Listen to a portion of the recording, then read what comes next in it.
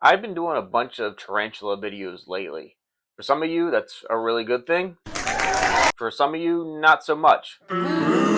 For those of you in the not so much category, good news, today's a snake video.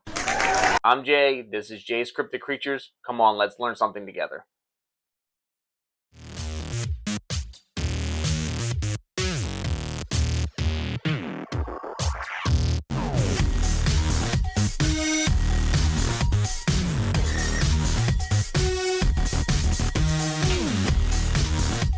The truth is, there hasn't been much going on down here in the reptile room as of late. My Tegu Chubbs is just about coming out of brumation, but for the past, 4 or 5 months or so, I've had a 8 foot by 4 foot by 4 foot box of dirt. Um, my boa constrictors, the adults are in the midst of breeding season, so I don't like to mess around with them too much while they're in courting or in breeding behavior. Really don't want to bust up their groove, if you know what I mean. And the tarantulas have been just poking along. The metabolism, even though the room is a bit warmer, really slows down, so the molting and rehousing doesn't happen too much over the winter. And then my grow out baby boas are doing great. There's not much to report there. They're growing steadily and looking good. So we've been in a bit of a lull. In this video, we'll go over some of the do's and don'ts of handling large constrictors. Larger constrictors being boas, Burmese pythons, rock pythons, anacondas, retics, etc. Um, the only ones that I currently keep are boa constrictor imperators, and I have my pet only Burmese python Dagon, and he's actually going to be the star of this video. As I said before, my boas are currently in breeding season. So this guy is Dagon. He is my male Burmese python. He's a little over 3 years old or so, probably about 7 feet, about 14 to 15 pounds. I don't weigh too often, but he's growing nicely. Awesome guy. And of course, Murphy's Law, he's pretty deep in shed right now. So he's not the happiest snake in the world. So I don't want to be too invasive with him during this video, but he's going to be our star. All right, so one of the first things that you want to do is when you're opening the cage, you want to make sure you can see their eyes and make sure their eyes are open so you know that they're awake. Just kidding. Obviously, snakes don't have eyelids like that, but they do have different modes that they operate in, so you don't want to shock them. So what you want to do is open up the enclosure and use a hook to tap them, let them know that you're there. So what you want to do is you want to have your snake hook, and what you want to do is gently tap on them, so you're giving them the signal that you're here, um, commonly known as tap training. So what you want to do is when it's handling time, you want to tap them, let them know that you're going to enter their enclosure. On feeding days, you do not want to tap them. So you kind of have a conditioned response there, a way of knowing when it's time to eat and when it's not. Snakes are pretty intelligent, and it's good practice for you not to reach in just haphazardly. That'll be a major don't. Don't just reach into the enclosure assuming your snake's awake, assuming that they know that it's you and not food. Um, and also along those same lines, don't be a predator. Don't come, dive bombing in over the top and startling them. Again, take it slow, take it gentle. Everything should be good. So let's give that a try. All right. So what we want to do is open up the enclosure. Yeah. We'll move the box out, his hide box out the way. And like I said, he's in shed, so he's not in the best of moods. But you just want to touch. Let him know that you're here. Dagon's a little hissy today. Also, what you don't want to do, don't grab the head. Um, he's okay, bud. Don't grab the head. What you want to do is grab, um, a coil away or a couple coils away and gently get him moving. So he knows now that I'm here and um, we're going to interact. So what we want to do, grab a hand, get underneath.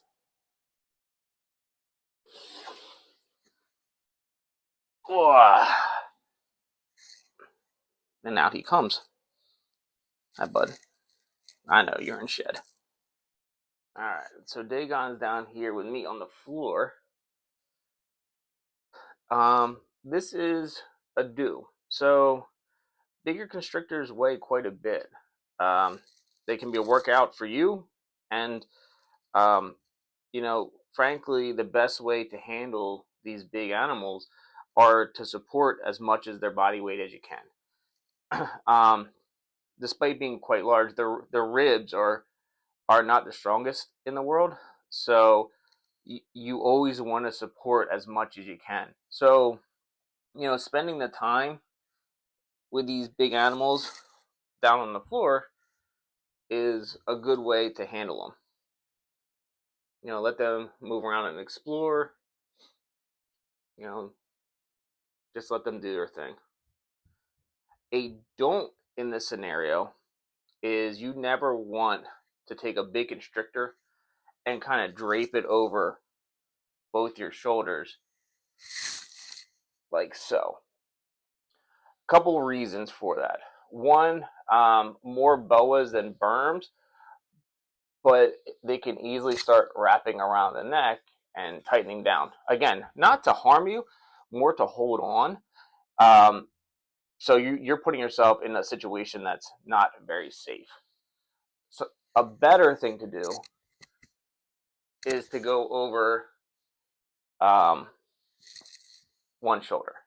So then you kind of always have one arm free to help navigate the snake. So again, don't drape over both shoulders. Drape over one when you're standing up. But again, the better idea is just a hand on the floor. Really is the easiest thing to do.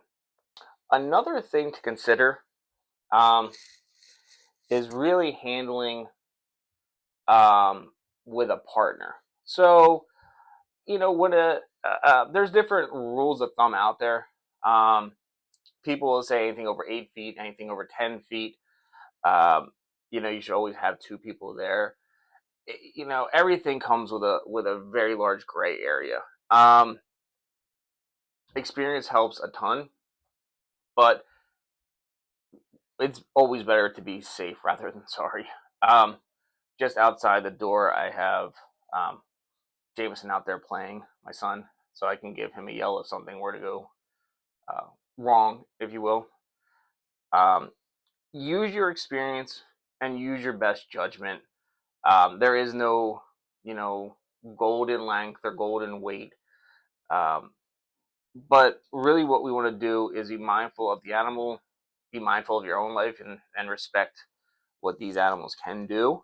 Um, the reality is, in the grand scheme of things, the chances of something going bad are very low, but not zero. So again, be cognizant of what a large constrictor can do and treat them with respect. Another good thing to do is being aware of the temperature of the environment that you're in. So, berms, boas, are from warmer climates, right? So if your house is for some reason 50 degrees, you know, I wouldn't take them out and let them hang out for hours on end. Short bursts are fine. If you have a reptile room like this one where it's kind of consistently 75, is pretty nice. But when you get into those summer months, it's good to get the snakes out, get that natural UVB, get some exercise. It's good enrichment, good smells, different smells. get their brain stimulated. Um, but again, make sure that the temperatures make sense, where it's not freezing cold and you're just kind of taking your pet out just to take them out. Also, along those lines as well, um, you know, obviously big snakes are very impressive. You know, it really doesn't do you or the snake any good to walk around with it at your local pet store, right? Like it shouldn't be an attraction. It really does nothing for your pet, and the chances are there's more bad that can happen than good, and it will shine poorly on not only you, but people are really quick to judge. Us crazy reptile keepers, invert keepers. So the negativity that could potentially happen, certainly outweighs any sort of benefit or ego boost it gives you. All right, bud. You want to get back to your house? Yeah. I'm sorry I disturbed you. So, uh, another good point. Again, these snakes, these large constrictors, again, weigh quite a bit. What you want to do, especially with these cages that have big lips, kind of narrow, what you want to do is kind of support the body through the entry process, so they're not just dragging the ribs across a really sharp edge. So let's see if we can get Dagon back to his house. Um, and typically, what I like to do as well is kind of let them navigate themselves in, um, rather than me putting them in. Um, a good technique here is to tickle its tail, and keeping the body elevated, letting him get back in, mostly on his own accord. And always remember to shut the door. Um, everybody makes mistakes. Honestly, my parents were up a couple weeks ago, and I took Dagon out of this side, and my mom and I were handling and spending time with him.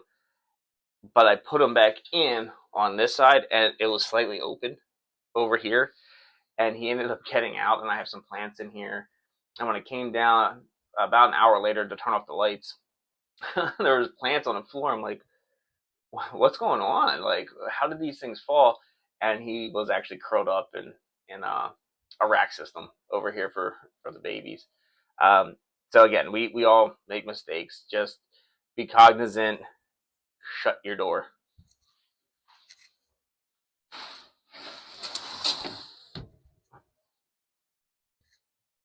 So there we go. A short little video on handling larger snakes. Dagon's a great guy. I can't wait to see that shed. We're gonna make sure the humidity spikes up there in his enclosure. When they get this size, getting a full shed is not the easiest thing in the world to do, but fingers crossed, let's give it a try. So future videos coming on down the road. We're approaching the start of birthing season for boas. I know some of my groups that I'm in the Facebook community and other forums, people are already starting to get their litters. I'm probably not going to see litters until between May and July, but we'll see.